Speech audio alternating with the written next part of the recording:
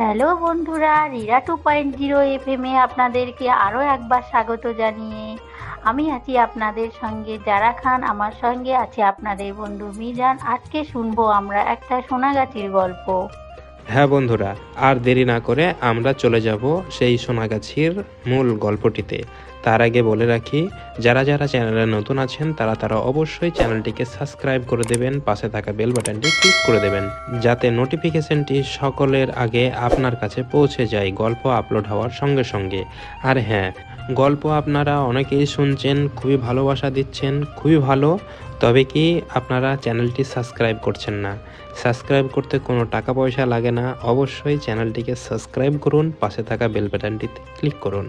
আর হ্যাঁ, সোনাগাছির আরও একটি গল্প এই চ্যানেলেই পাবেন, আই বাটনে ক্লিক করে অবশ্যই সেই গল্পটি শুনে আসবেন। ধন্যবাদ।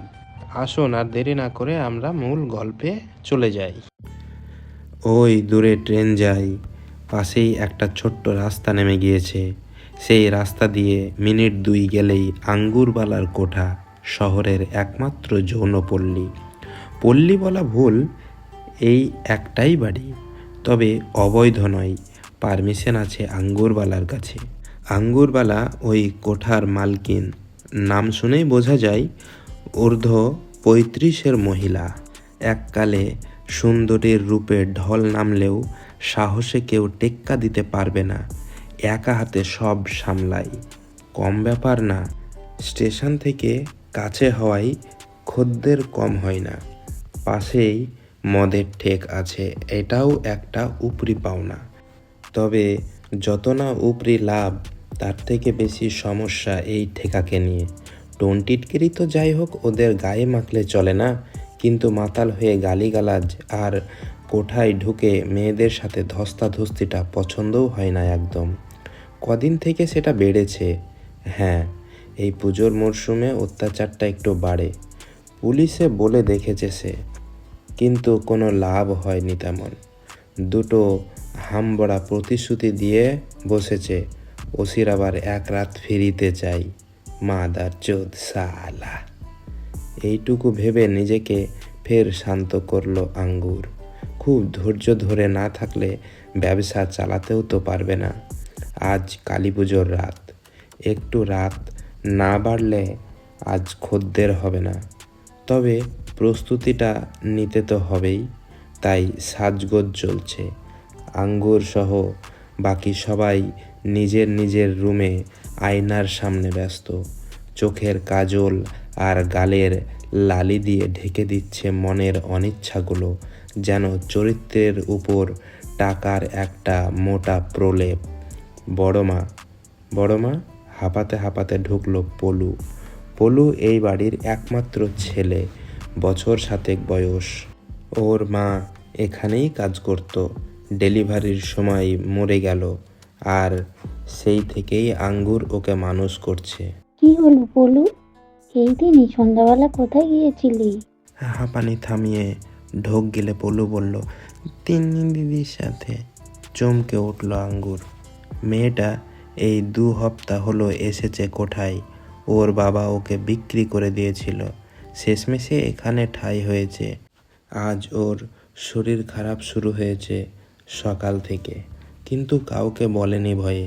ব্যবসার রমরমার সময়ে ওসব হলে তো খুব লস, কাউকে তাই বলতে পারেনি ভয়ে।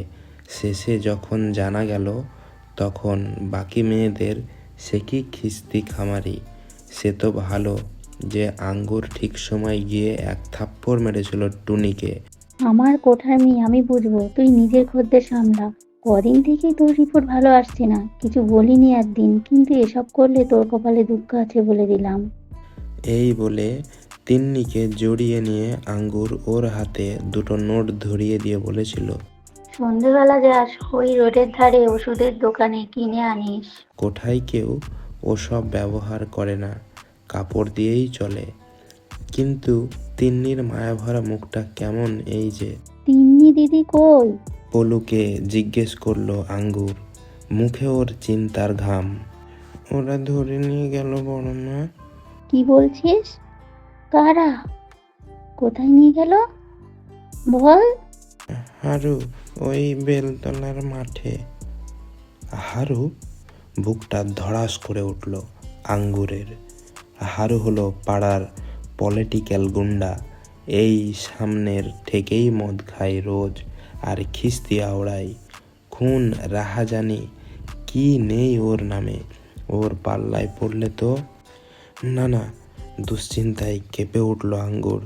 দুড়দাড় করে সিঁড়ি দিয়ে নেমে হাঁক পারল।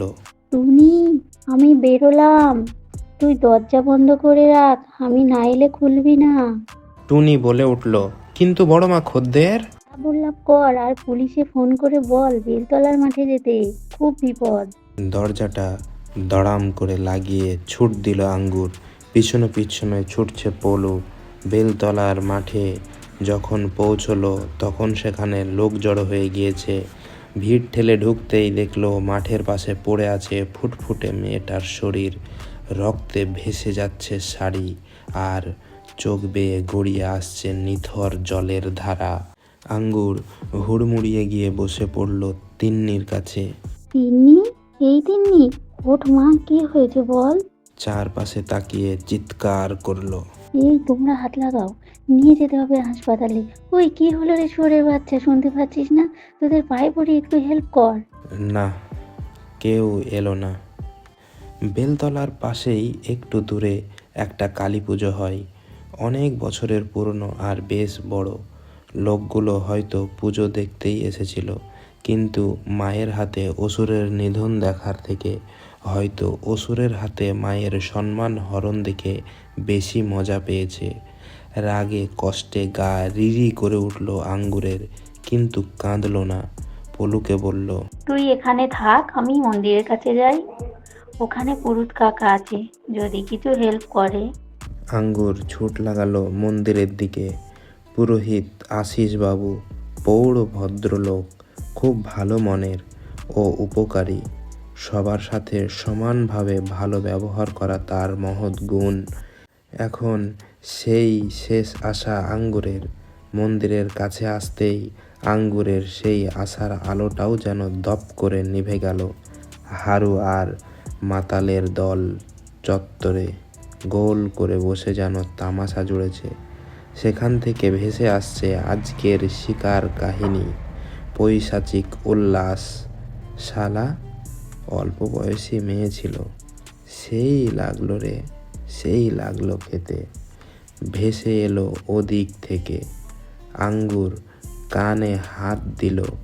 মনে পড়ে যাচ্ছিল ওর 20 বছর আগের কথা, যখন এভাবেই রেপ করে ওকে বেচে দেওয়া হয়েছিল কলকাতার এক বাজারে।